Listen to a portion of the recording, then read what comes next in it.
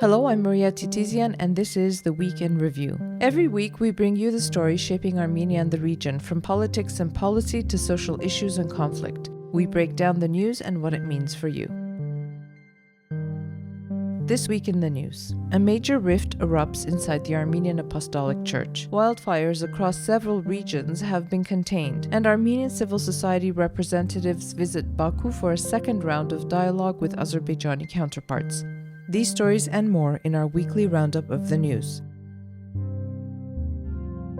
A major rift has opened inside the Armenian Apostolic Church as a group of senior bishops publicly condemned Catholicos Karekin II this week, accusing him of covering up a scandal involving one of the church's highest-ranking clerics. A letter signed by close to 10 archbishops, including influential and controversial figures such as Navasart Gchoyan, head of the Araratian Diocese, and Hovnan Derderian of the Western Diocese of North America, circulated online on November 27. In the letter, the bishops urged fellow clergy and the faithful to help cleanse the church of what they called sacrilege, saying the Catholicos mishandled accusations linked to leaked, intimate video allegedly showing Archbishop Arshak Khachadurian, the church's chancellor. Senior government officials quickly amplified the letter on social media. It was first posted by an outlet close to Prime Minister Nikol Pashinyan's circle, then shared by Pashinyan's chief of staff, Araig Harutyunyan, and Deputy Parliament Speaker Ruben Rubinian, both signaling support for the dissenting bishops. The controversy stems from the video published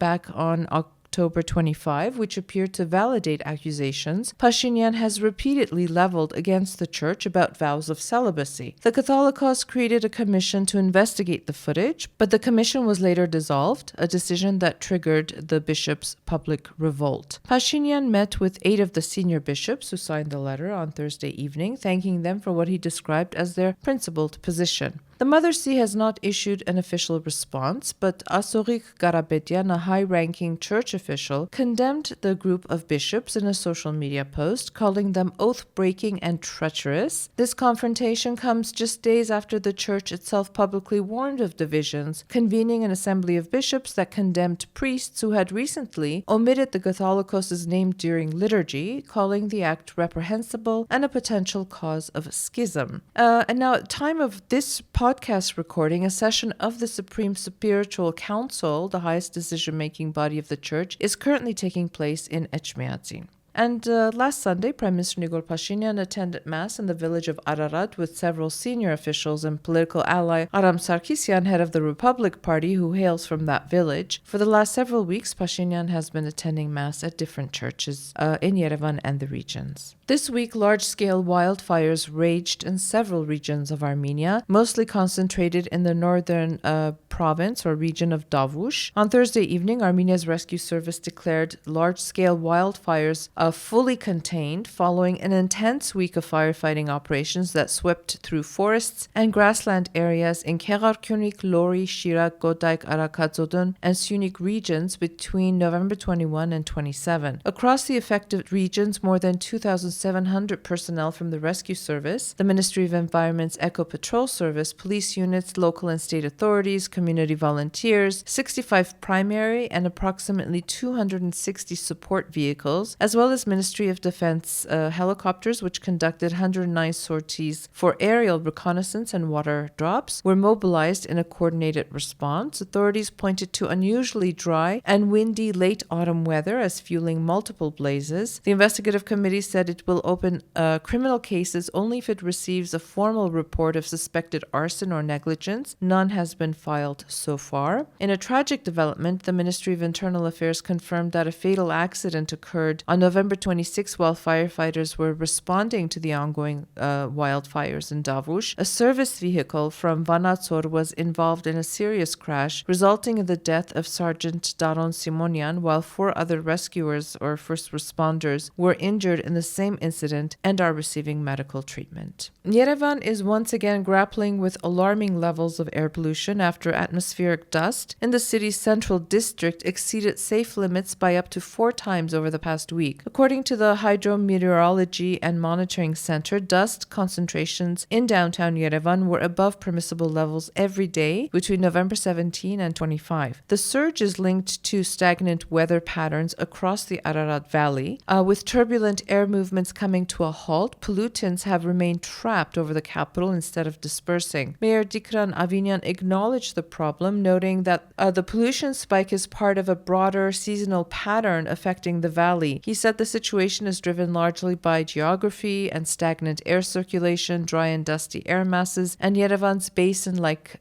topography, but is made worse by heating, fires, and open burning in winter months. He promised City Hall will soon announce long-term mitigation measures. At a cabinet meeting, Prime Minister Pashinyan announced the establishment of 2 new interagency task forces to address the persistent problems of air pollution and traffic congestion in the capital. One will focus exclusively on Yerevan's air pollution, documenting the problem, conducting a comprehensive assessment of all causes, and developing concrete, actionable solutions. And the second will tackle the capital's long-standing traffic congestion. And now moving on to other news, 5 Armenian civil society representatives traveled to Baku this week for a 2-day visit, marking the second round of Armenian-Azerbaijani NGO dialogue since the Washington Accords. The Armenian government paid for a charter flight from Yerevan, while Azerbaijan covered local expenses. Armenian delegates said their request to visit Armenian prisoners being held in Azerbaijan was excluded from the program and effectively rejected, though they raised the issue again in a meeting with presidential advisor Hikmet Hajiev.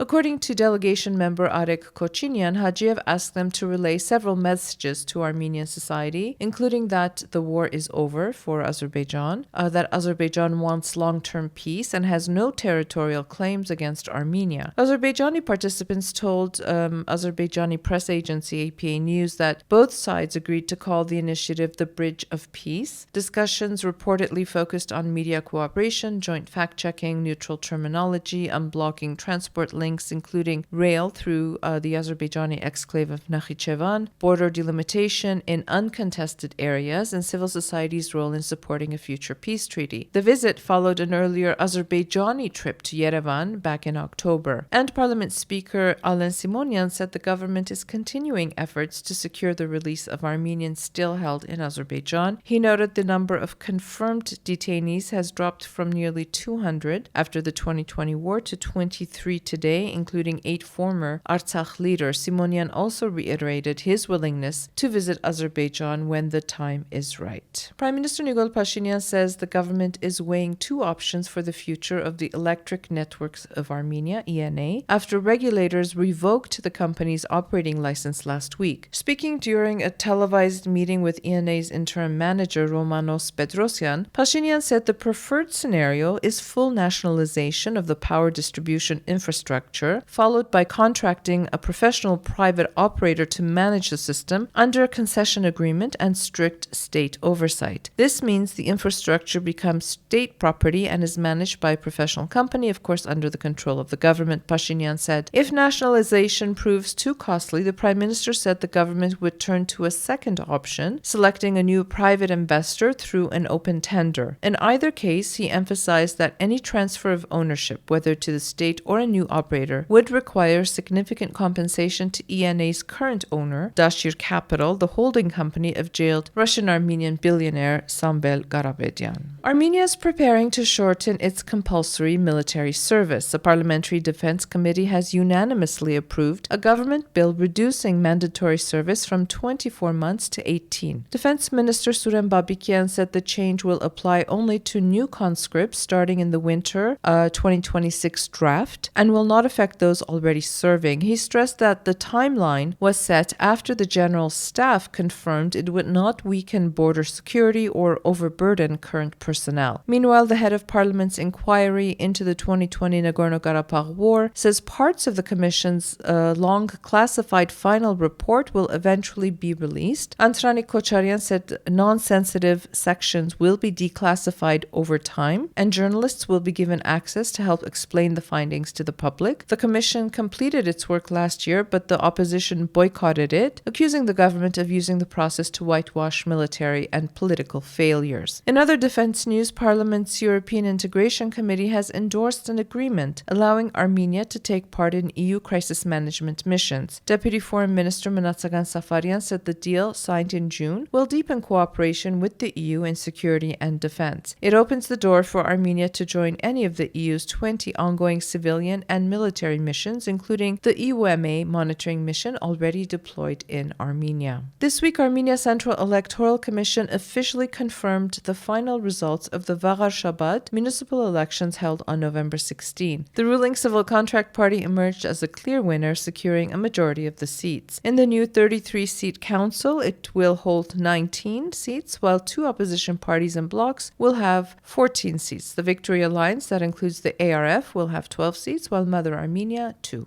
And Armenia's opposition brought the issue of political prisoners to parliament this week, holding hearings that the ruling Civil Contract Party refused to attend. Prosecutor General Anna Vartabedian also declined to appear, citing workload. Opposition factions Armenia Alliance and I Have Honor presented a draft declaration claiming that democracy in Armenia is in retreat and alleging that roughly 60 detainees meet the Council of Europe's definition of political prisoners based on a 2012 PACE resolution. The ruling party firmly rejects the accusation. During committee discussions, civil contract MPs argued that no credible international organization has identified political prisoners in Armenia and dismissed the opposition's claims as politically motivated. And Armenia's Deputy Foreign Minister Vahan Gostanyan wrapped up a 2-day visit to Israel, saying political consultations there were constructive. According to the Foreign Ministry, the two sides discussed ways to give new momentum to bilateral cooperation, focusing on high-tech, medicine, agriculture, and tourism. They also exchanged views on regional developments. Israeli media, citing a diplomatic source, reported that Israel is seeking what it called a measured rapprochement with Armenia. And in other diplomatic news, Estonia has announced it will open a new resident embassy in Armenia in 2026. The decision was conveyed during a phone call between Armenia's foreign minister and his Estonian counterpart. Mirzoyan, the foreign minister, welcomed the move, calling it an important step in strengthening bilateral ties. And as always, about the articles that we published this week, and this week it was all about Salt, our lifestyle magazine. It was the November issue, and we have a lot of really interesting and sometimes frustrating articles about the situation of certain things in Armenia. The first is Welcome to the Rental Hunger Games. This is by Ella Kanakerian Berberian, and it's a comedic but rather dark dive into Yerevan's incomprehensible rental market, where outrageous prices and so-called designer homes and Soviet-era domiks collide with everyday despair of tenants just trying to find a livable space. Definitely worth the read, especially if you're looking to find a rental in the capital city.